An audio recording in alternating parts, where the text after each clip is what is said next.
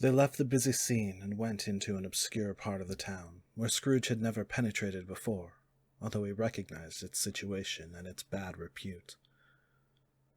The ways were foul and narrow, the shops and houses wretched, and the people half-naked, drunken, slipshod, ugly. Alleys and archways, like so many cesspools, disgorged their offences of smell and dirt and life upon the straggling streets, and the whole quarter reeked with crime, with filth and misery. Far in this den of infamous resort, there was a low-browed, beetling shop below a penthouse roof, where iron, old rags, bottles, bones, and greasy offal were brought. Upon the floor within were piled up heaps of rusty keys, nails, chains, hinges, files, scales, weights, and refuse iron of all kinds. Secrets that few would like to scrutinize were bred and hidden in mountains of unseemly rags, masses of corrupted fat, and sepulchres of bones.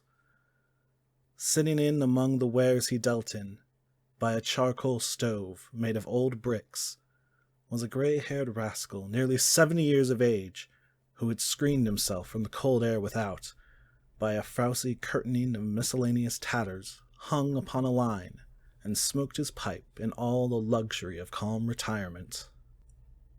Scrooge and the Phantom came into the presence of this man, just as a woman with a heavy bundle slunk into the shop. But she had scarcely entered when another woman, similarly laden, came in too, and she was closely followed by a man in faded black, who was no less startled by the sight of them than they had been upon the recognition of each other. After a short period of blank astonishment, in which the old man with a pipe had joined them, they all three burst into a laugh. "Let the charwoman alone to be the first," cried she who had entered first. "Let the laundress alone to be the second, and let the undertaker's man alone to be the third. Look here, old Joe, here's a chance, if we haven't all three met here without meaning it." "You couldn't have met in a better place," said old Joe, removing his pipe from his mouth. "Come into the parlour. You were made free of it long ago, you know, and the other two ain't strangers. Stop till I shut the door of the shop. Ah, how it skreeks! There ain't such a rusty bit of metal in the place as its own hinges, I believe, and I'm sure there's no such old bones here as mine. Ha ha! We're all suitable to our calling, and we're well matched. Come into the parlour. Come into the parlour." The parlour was the space behind the screen of rags. The old man raked the fire together with an old stair-rod, and, having trimmed his smoky lamp, for it was night, with the stem of his pipe, put it in his mouth again.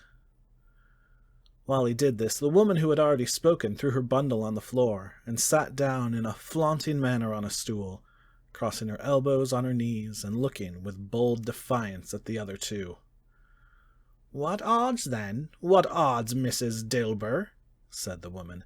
"Every person has a right to take care of themselves. He always did." "That's true indeed," said the laundress. "No man more so." "Why, then, don't stand staring as if you was afraid, woman. Who's the wiser? We're not going to pick holes in each other's coats, I suppose." "No, indeed," said Mrs. Dilber and the man together. "We should hope not." "Very well, then," cried the woman. "That's enough. Who's the worse for the loss of a few things like these? Not a dead man, I suppose?" "No, indeed," said Mrs. Dilber, laughing. "If he wanted to keep him after he was dead, a wicked old screw," pursued the woman, "why wasn't he natural in his lifetime? If he had been, he'd have had somebody to look after him when he was struck with death, instead of lying gasping out his last there alone by himself." "It's the truest word that ever was spoke," said Mrs. Dilber. "It's a judgment on him." "I wish it was a little heavier judgment," replied the woman, "and it should have been. You may depend upon it, if I could have laid my hands on anything else. Open that bundle, old Joe, and let me know the value of it. Speak out plain. I'm not afraid to be the first, nor afraid for them to see it. We know pretty well that we were helping ourselves, before we met here, I believe. It's no sin, open the bundle, Joe. But the gallantry of her friends would not allow this, and the man in faded black, mounting the breach first, produced his plunder. It was not extensive. A seal or two, a pencil case, a pair of sleeve buttons, and a brooch of no great value were all. They were severely examined and appraised by old Joe, and who chalked the sums he was disposed to give for each upon the wall and added them up into a total when he found there was nothing more to come. "That's your account," said Joe, "and I wouldn't give another 6 pence if I was to be boiled for not doing it. Who's next?" Mrs. Dilber was next. Sheets and towels, a little wearing apparel, 2 old-fashioned silver teaspoons, a pair of sugar tongs, and a few boots. Her account was stated on the wall in a similar manner. "I always give too much to ladies. It's a weakness of mine, and that's the way I ruin myself," said old Joe.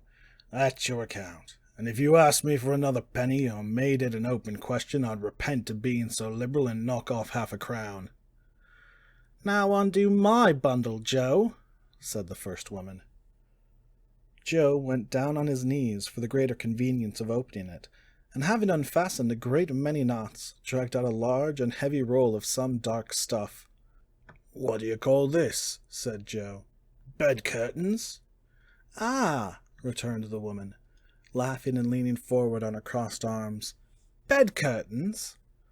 "You don't mean to say you took 'em down, rings and all, with him lying there?" said Joe.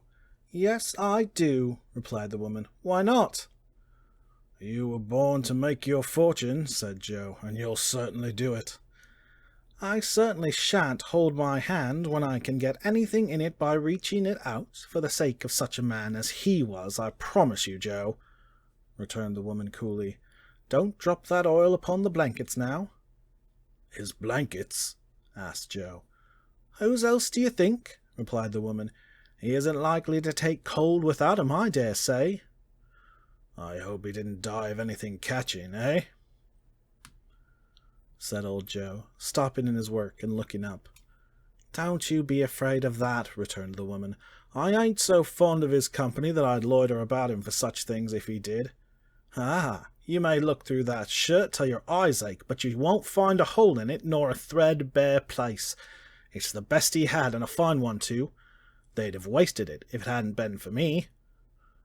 "What do you call wasting of it?" asked old Joe. "Putting it on him to be buried in, to be sure," replied the woman with a laugh. "Somebody was fool enough to do it, but I took it off again. If calico ain't good enough for such a purpose, it isn't good enough for anything. It's quite as becoming to the body. It can't look uglier than he did in that one." Scrooge listened to this dialogue in horror. As they sat grouped about their spoil, in the scanty light afforded by the old man's lamp, he viewed them with a detestation and disgust, which could have hardly have been greater, though they had been obscene demons marketing the corpse itself. "Ha, ha!" laughed the same woman, when old Joe, producing a flannel bag with money in it, told out their several grain. "Ha, ha!" laughed the same woman, when old Joe, producing a flannel bag with money in it, told out their several gains upon the ground. "This is the end of it, you see. He frightened every one away from him when he was alive, to profit us when he was dead. Ha, ha, ha!" "Spirit!" said Scrooge, shuddering from head to foot. I see. The case of this unhappy man might be my own. My life tends that way now. Merciful heaven, what is this?" He recoiled in terror, for the scene had changed, and now he almost touched a bed, a bare, uncurtained bed, on which beneath a ragged sheet there lay something covered up, which, though it was dumb, announced itself in awful language. The room was very dark, too dark to be observed with any accuracy, though Scrooge glanced around it in obedience to a secret impulse, anxious to know what kind of room it was. A pale light, rising in the outer air, fell straight upon a bed, and on it, plundered and bereft, unwatched, unwept, uncared for, was the body of this man. Scrooge glanced towards the phantom. Its steady hand was pointed to the head. The cover was so carelessly adjusted that the slightest raising of it, the motion of a finger upon Scrooge's part, would have disclosed the face. He thought of it, felt how easy it would be to do it, and longed to do it, but had no more power to withdraw the veil than to dismiss the spectre at his side. "Oh, cold, cold, rigid, dreadful death, set up thine altar here, and dress it with such terrors as thou hast at thy command, for this is thy dominion. But of the loved, revered, and honored head, thou canst not turn one hair to thy dread purposes, or make one feature odious. It was not that the hand is heavy, and will fall down when released. It is not that the heart and pulse are still, but that the hand was open, generous, and true, the heart brave, warm, and tender, and the pulse a man's. Strike, shadow, strike, and see his good deeds springing from the wound to sow the world with life immortal." No voice pronounced these words in Scrooge's ears, and yet he heard them when he looked upon the bed. He thought, if this man could be raised up now, what would be his foremost thoughts? Avarice, hard dealing, griping cares? They have brought him to a rich end, truly. He lay in a dark, empty house, with not a man, a woman, or a child to say that he was kind to me in this or that, and for the memory of one kind word I will be kind to him. A cat was tearing at the door, and there was a sound of gnawing rats beneath the hearthstone. What they wanted in the room of death, and why they were so restless and disturbed, Scrooge did not dare to think. "Spirit," he said, "this is a fearful place. In leaving it I shall not leave its lesson. Trust me. Let us go." Still, the ghost pointed with an unmoved finger to the head. "I understand you," Scrooge returned, "and I would do it if I could. But I have not the power, Spirit. I have not the power."